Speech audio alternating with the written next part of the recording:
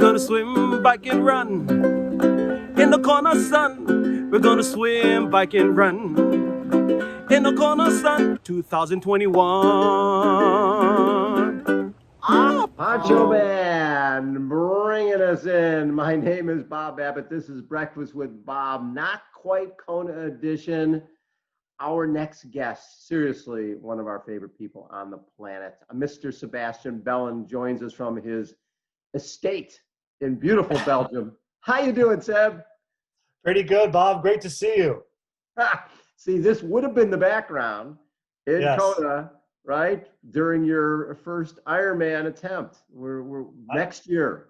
We'll Yeah, I know, next year. Yeah, it's right. Just gives me So, Seb, you played professional basketball for 15 years? 15 years, yep. 15 years. And when you look back at your basketball career, what do you look back at maybe your best season? My best season. I think in terms of quality, nothing beats, playing NCAA Division I, winning a conference title. I think probably my junior year when we won the Horizon League title at Oakland. That's when it wasn't a job yet, when it wasn't when we were just doing it, just a bunch of young guys having fun and going out and yeah, the NCAA days, man, that's probably the best season I can remember in terms of quality of life. So as a basketball guy, as a guy who's 6'9", 250, I'm guessing endurance sports really weren't part of your life for a long, long time. No. I think it's safe to say, Bob, that I looked at endurance sport as like, people missing a few screws and and not really wanting to venture even close to more than 4 times around a track. That was more than that. I didn't find the necessity in that. So when you retire from basketball, and I think you were in you went out to dinner the night before the March 22nd, when you went to the airport, March 22nd, the night before you went out to dinner on a business call, right? But there was something that happened. You had pasta, and you delivered the pasta. You devour the pasta, and the waiter comes over. And what did the waiter say to you? Well, the waiter looks at me like is surprised at how fast I ate the plate of pasta, and he's like, so that wasn't enough. And I looked at him and I was like, listen, your pasta's amazing, the quality is amazing, but your quantity is absolutely atrocious. You have got to work. What is this gourmet, mini me sizes that you're serving me? Look at me. I'm 6'9", 2'5". Like this is not even an entree, like an aperitif maybe. And so he goes back into the kitchen and makes me a huge double portion of pasta carbonara, and comes back and gives it to me, and I eat the whole thing. I mean, I lick the plate clean. So the next morning you go to the airport, and it's March 22nd, 2016. And take me through what happened, because this is a moment that changed your life forever. Yeah, I get to the airport, and actually the night before I had been in Paris all day, and a little company that we had started, I'd signed a big contract with the French basketball league, the LNB. Mm-hmm. And so that night, as I was on the train back to Brussels, they wanted me to go back to New York before I went back to Michigan, where my wife and kids were living. And so they wanted me to get to stop in New York. So I said, all right, well, I might as well get it out of the way. I'll leave the next morning. So I booked, I changed my flight and I left really early the next morning. So I get to the airport and I'm in a rush, because it's a really early flight. And I'd been out to eat the night before, there's a huge pasta carbonara. And And so I'm really running late, and I grab, I go to check in, I grab my ticket, and I'm trying to get to the business lounge as quick as possible to download my emails, because I had a trick back then to connect to the Wi-Fi in the business lounge. I download all my emails, Bob, and then on the 6-hour flight back to New York, you answer all your emails, you connect in New York, and like all of a sudden like 20 emails go out, 30 emails go out, and you look like you've been working like all day. That's a good one. I like that. So you land in New York and you connect, and all the emails go out, and you look like a champion. You look like, wow, this guy works his tail off. But anyways, right after I checked in, I'm on the way to the gate, and that's where the first bomb goes off behind me, and I feel the explosion, and I kind of look around to get my bearings, and I just see hell, the ceiling starting to fall, people screaming, and that's when I made the decision, instead of running towards the exit where I thought they were going to come in with machine guns and everything, I ran towards passport control, where I knew there was cops, right, and security. But as it turns out, I ran straight towards the second terrorist. That and he detonated the bomb, and I was about 5 yards, 6 yards from the second bomb, and it blew me up. It knocked you to the ground. You couldn't move. Couldn't move. I came to, and I saw I was bleeding like faucets from both legs. Couldn't feel anything. I saw my left ankle was completely, I thought it was detached at first. And so I kind of, my ears are ringing, like I can't hear anything. And so I'm kind of taking notice of what's happening to me. And just starting, without knowing really what to do yet, without having a game plan, I'm just waving my arm in the air. And a few minutes later, I just feel like a tug, and someone's pulling me away from this just hell. And then kind of leaves me behind these two pillars. Right. And that's when I kind of started like realizing how much blood I was losing. I couldn't feel anything. My hip was like dislocated, and I was just a big old mess. And so that's where I started making a game plan to get out of that mess. Well, and part of the game plan was there's a dead woman next to you, and she's got a scarf, and so you go into I've got to save myself mode, and you get the scarf, you tie a tourniquet on one leg, and meanwhile people are evacuating the airport. Obviously, they're running out of the airport. You can't move. How did you get people to? Because there could have been another bomb. People don't know. How did you get people to help you? Yeah, it's exactly what I, in the worst moments, there's always helpers. There's some beautiful people that, of course, themselves were very anxious and panicky, but I realized that it's not that they didn't want to help, it's that they didn't want to stay very long. Right. Yes. They were helping, and then they were like there for maybe 10 seconds and then going away and hiding, because like you said, Bob, they thought that there was going to be a third explosion, because that was the second one. And so I just started in my head thinking, okay, every time they come here, what can I get them to do that doesn't involve a lot of time? And so I saw a scarf, and made a tourniquet.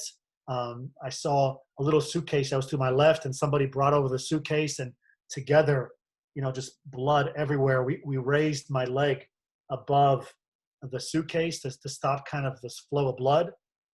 And then I saw a baggage cart, like a long baggage cart in the distance. And this man came over and, was trying to help. I was like, hey, can you go get that baggage cart right there? And I brought it over. And then with another young guy, somehow I managed to, with their help, get myself onto the cart. And then I was able to be mobile again, and at that point, two security army personnel came in, and they pushed me to the back of the airport. where all the dead bodies and all the people, they were gathering them because they were trying to secure the airport before the paramedics came in. And at that point, you had 35 dead, 340 injured, and they're making quick decisions. This is a triage situation. Okay, Yeah. we can help this guy, we can't help that guy. They put a red tag on one person, meaning forget about him. What a green tag, meaning let's get him out of here. And with the amount of blood loss you had, it wouldn't have been out of line for you to have passed out. But because of all the pasta carbonara in That's your right. body, That's you were right. still together enough to tell people, hey, I'm okay. And you ended up getting a sticker that got you out of there.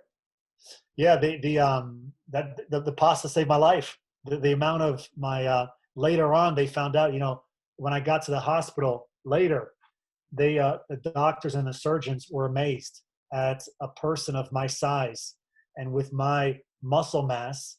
The amount of blood big guys need is impressive. Yeah. And I needed 3 blood transfusions when I got to the hospital just to keep me alive. Like I'd lost so much blood. But later on, they found out that the reason I actually was able to stay awake was because my blood sugar index was so high. It was like because of the pasta. Right. And so, like, literally, I was saved by 2 bowls of pasta. I mean, I'm one of the few guys that can say that pasta saved my life. That is unbelievable. So you undergo 13 surgeries.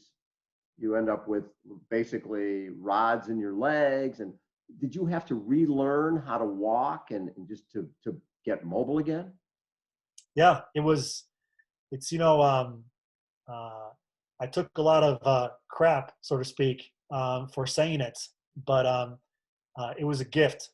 What happened to me was a gift hidden in the skies, because I had to start from ground zero, but with a lot of experience. So I had to learn to walk again. I had to learn to, live with a permanent disability. I don't feel anything in my left leg anymore from the knee down. But this whole approach gave me a new perspective, a second chance. Mm-hmm. And not many people get second chances to rebuild yourself, but rebuild yourself even better, than before. And I was lucky. I give you, Bob, so much credit to very quickly point me in the direction of CAF, Challenge Athletes Foundation. And I urge people that as big as your challenge is, there's somebody who has a far bigger challenge than you. And what I love about Challenge Athletes Foundation is you're really, if you think you have problems, if you think you have a disability, I mean, there are people who have overcome just unimaginable things. And it quickly became an inspiration for me to surround myself, to get to know people who have bigger fish to fry, so to speak, than me. And this became such a beautiful challenge and a beautiful journey that, of course, is very challenging. There's some dark days, but I'm surrounded by very good people that help that journey, that challenge. What was the lowest moment for you? I think the lowest moment came in my last surgery, 2018, Yeah. November, end of 2018, when the whole game plan had been to, okay, I've got metal all through my legs. Everything was going to plan, and my last major surgery was going to be a nerve graft. So they were going to take pieces of nerves from me and from other cadavers and kind of see if they could glue the 2 dangling pieces in my left leg of nerves so that I could feel something again in my nerves. But they opened up my leg, and I went into surgery around 8 a.m. on November 7th. And it was supposed to be, it's a very long and serious surgery because it's we're talking about millimeters of nerves they got to take from places. And some of those nerves have to be yours. Some of them have to be from cadavers. And so, I woke up like at 10 o'clock and I was supposed to be in surgery until 2:30. So I come to in my hospital bed at like 10 a.m. And so like 2-hour surgery. I'm like, what happened? and the surgeons come in and they say, we're really sorry, but we've done as much as we can. There's there's 10 centimeters of nerves missing in your leg. And that space, that damage is just way too big for a nerve graft. So in that very moment, what they were trying to say in a very, nice way was, look, man, it's permanent. Your disability is permanent and you'll never feel anything in your left leg again. And I think I bounced back very quickly, but that's tough to hear, to go from a life of really kind of focusing and trying to be the best athlete you can be, to all of a sudden having kind of that rug pulled out from you and saying, yeah, you're going to be disabled for the rest of your life. Now, that was a big low point. What's fascinating to me is when people get a determination like that. They're told, okay, you're going to be disabled the rest of your life. And they go, okay, you know what? I want to do an Ironman. It's not like I want to walk around the block. And you're very tactical about it. I'm going to do a 5K. I'm going to do a half marathon. I'm going to run a marathon. I want to run Brussels, right? In honor of the what happened with the bombing a year after the attack. I want to be able to get through a half marathon, or get through a marathon. But all along, the target was the Ironman. What got it as a guy who was never an endurance guy? No. And now you're, besides being 6'9", 250, now you have no feeling in your legs and you're going, well, I'm going to go do an Ironman. What was it? When did that come into your head that I want to do an Ironman?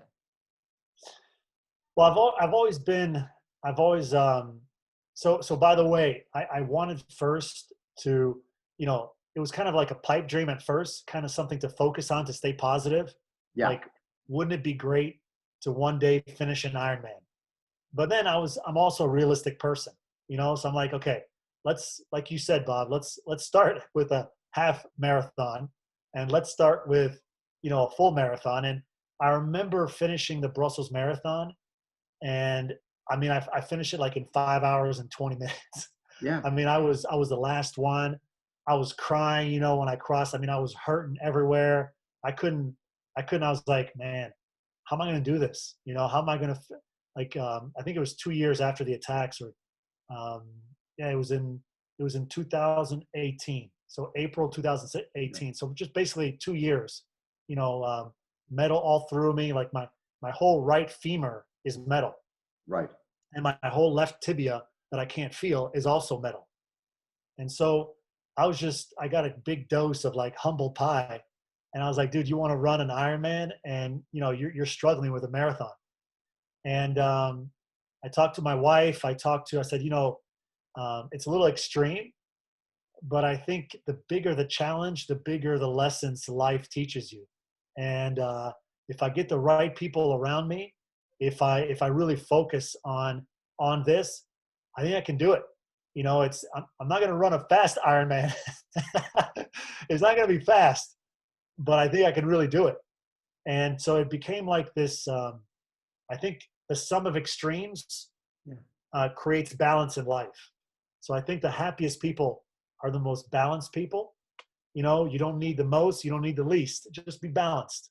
And the sum of these extremes helps you find that balance. So to me, Ironman became kind of this extreme that I was going to conquer, I was going to accomplish. And through that journey, the other extreme being, handicapped, disabled, having gone through hell, well, the two extremes are going to help me find my balance, which is what I'm striving to do.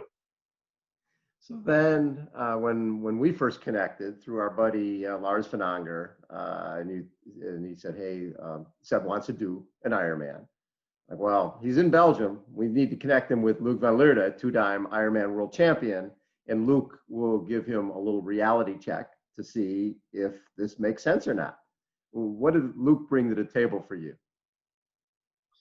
Yeah, so first of all, Luc, before I talk about how Luc is an amazing coach, Luc is an amazing human being, first of all. And in my career, the coaches that I've had, I've rarely had a coach.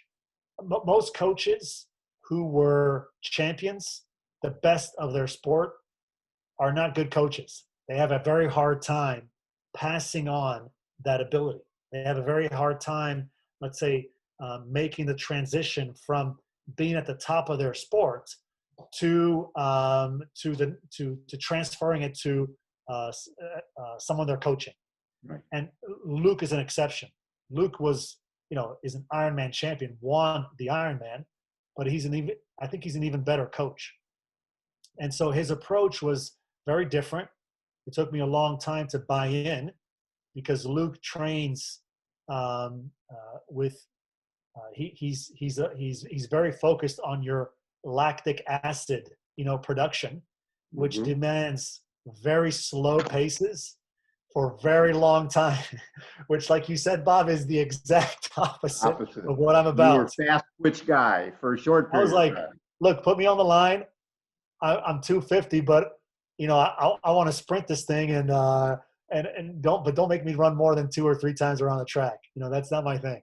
So it's been a fascinating journey with Luke, on opening my mind to a different way of training, a different way of health, a different approach to endurance sports. And I mean, I'm hooked. He's got me hooked. He's got me all fired up about what it means to truly be an endurance athlete, and try to achieve this Ironman. I know the goal was to do Kona basically next week, do the Ironman World Championship, and then this will be the next March is the 5th anniversary of the bombings, and what a great way to commemorate that by you finishing the Ironman and having that showcased in Belgium. Obviously, plans have changed because of COVID. There is no Kona either now or in February, so to a certain degree, it gives you another year to learn this sport. So how's the training been going? And I think didn't you do a triathlon? Yeah, I did a triathlon in Knock, which was on the Belgian coast, and I loved it. I loved it, and you said it best. I respect the sport. I've learned to love and respect. Triathletes amaze me. The amount of work ethic and dedication, the amount of dedication and sacrifice in order to reach, to be able to finish an Ironman, or just be conscious of the learning, how much you learn by doing this has brought such a wide respect for triathlon to me. And it's been probably one of the most beautiful learning lessons of life. The transformation from an explosive, high intensity athlete to a endurance athlete, and it's one I'm very grateful to be on this journey, and I'm very grateful to be learning from you, Luke, all these people that I've made it their passion for so many years. I'm adding a lot of skill sets to my toolbox, so to speak. So what is next? Do you have any races?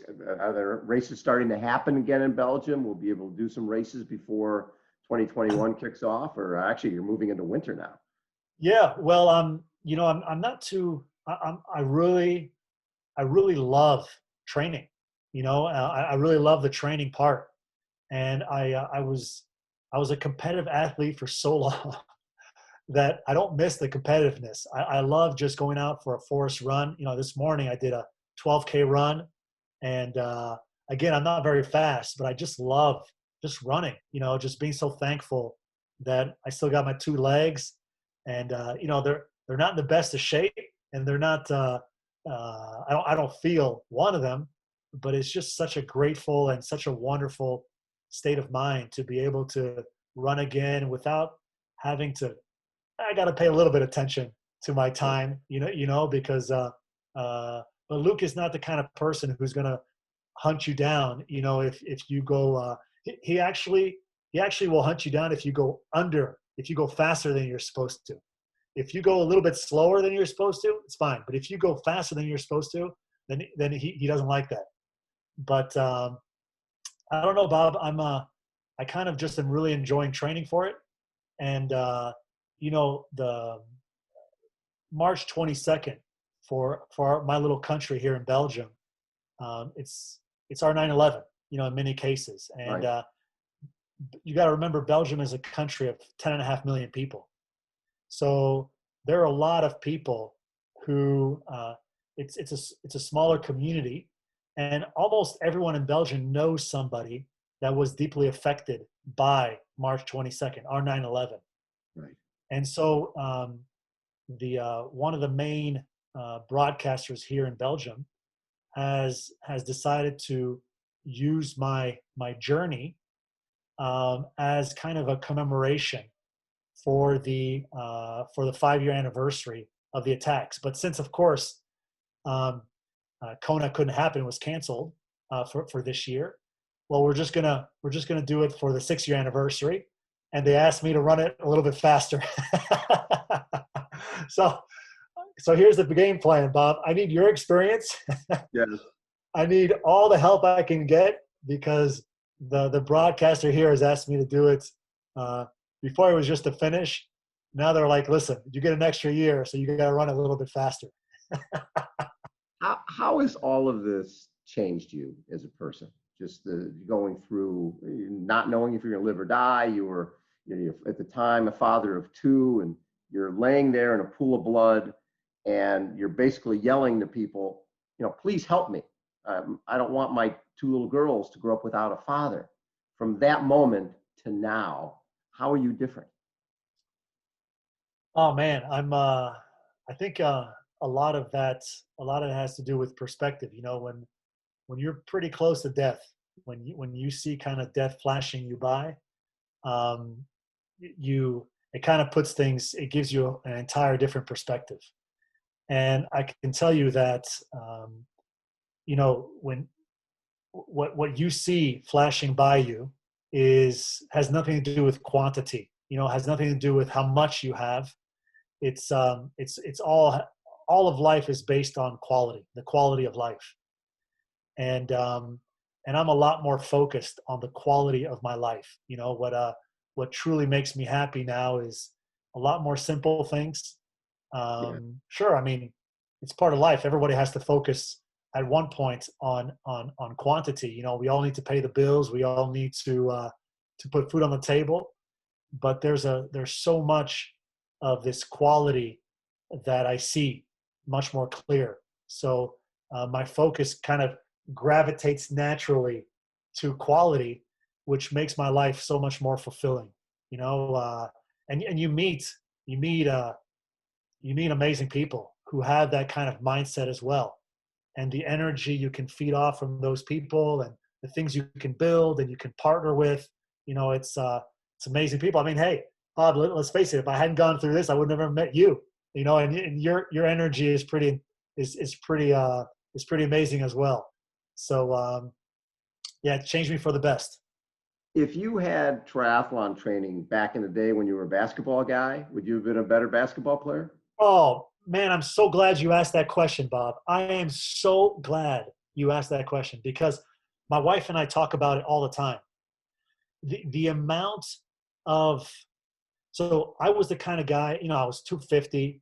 I could bench, like I would put like, I'd put like 200 pounds on the bench press, even more, Yeah. and like I'd warm up with that. Like it was nothing to me.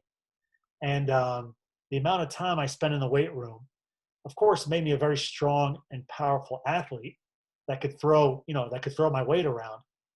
But if I was to do it all over again, I would focus on my endurance so much more.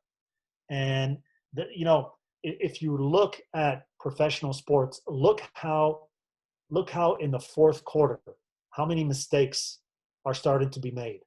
Yep. Look how many teams fold in the fourth quarter.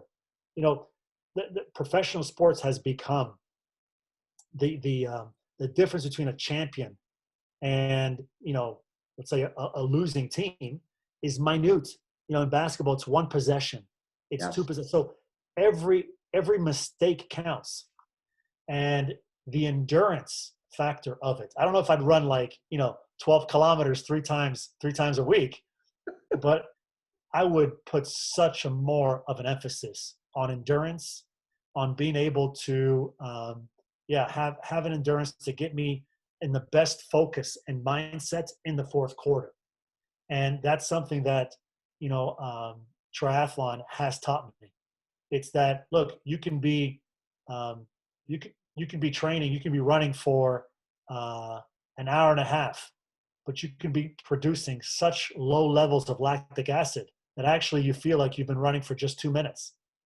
And that a lot of athletes in, explosive sports underestimate how important that is. That endurance, that ability to be fresh in the mind in the fourth quarter at the end of the games. Love it.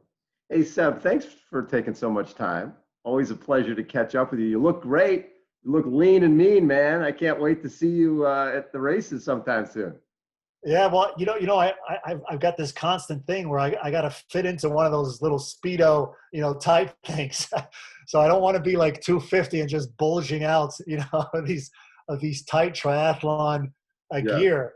So it keeps me lean and mean, like you said, Bob. And I can't wait to see you in the near future. I love it. Sebastien Bellin has been a guest. Again, we're brought to you by Hoka One Credo Tri, Four Seasons Walleye, Challenge Daytona, Form Goggles, Canyon Bikes, Normatec, Amp Human, VeloFix, UCAN, and of course, our Challenged Athletes Foundation.